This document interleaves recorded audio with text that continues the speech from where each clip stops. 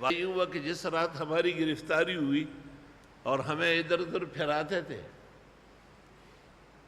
تو ہم نے ڈی ایس پی ادریس سے پوچھا کہ ادریس کہاں کہاں لے جا رہے ہو؟ کہ یہی حکم ہے کہ ساری رات پریشان کرو۔ میں نے کہا تم بھی پریشان کر رہے ہو، اب کیا کرو، نوکری نہیں کر رہی۔ تو لانڈی کے علاقے میں باہر کی طرف ویرانے میں ایک مسجد تھی۔ ہم نے کہا نماز تو پڑھنے دے، فجر کی نماز ہونے والی تھی۔ اس نے کہا یہ پٹھانوں کی مسجد ہے، اگر ان کو پتہ چل جائے کہ تم لوگ ارسٹ ہو تو ہماری خیر نہیں ہے، پہلے ہم سے وعدہ کرو۔ ہم سادے لوگ تھے، ہم نے کہا وعدہ ہے، کچھ نہیں ہو۔ ہم گاڑی سے اترے، ہم نے وضو کیا، سنتیں پڑھی۔ پتہ چلا کہ امام علی مقام ابھی نہیں آئے کیونکہ ان کو غسل کی ضرورت ہے۔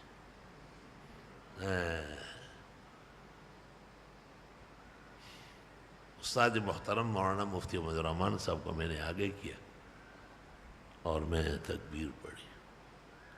جب نماز ختم ہو گئی تو امام صاحب استاد محترم نے پہلی رکعت میں اذا الشمس کورت اور دوسری میں اذا السماء انفطرت بڑے درد انگیز انداز میں پڑھی۔ ہر لفظ پر دل پھٹ رہا تھا۔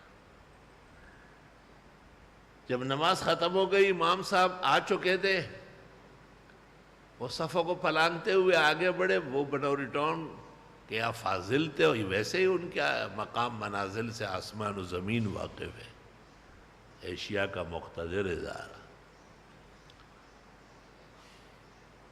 اور کہا کہ ناشتہ تیار ہو رہا، چائے پراٹھا انڈے۔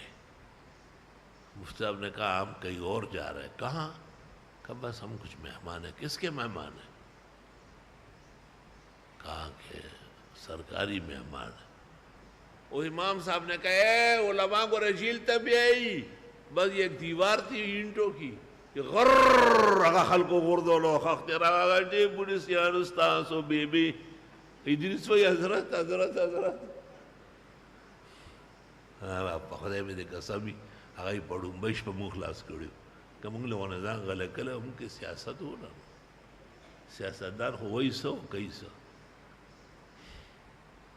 پیو غرری آگا خختو دیوال دیدے آگے پری اور خوشے کو خلقو اور طول خختر آگا چاہیے پولیس یارو تاسنا ساو بازو زمان مخ کے زمان علماء جیل تب ہوئے زہر سو لیلہی اٹھا سو ادریس با خاندل بیا جیل کی منگ دیوے یہ رخت ماتا سنوے پختونوں کی مسجد ہے، ان کو جب بنک پڑ جائے گی کہ علماء جیل جا رہے بس پھر پولیس والے یہ لاشیں پڑی رہے گی۔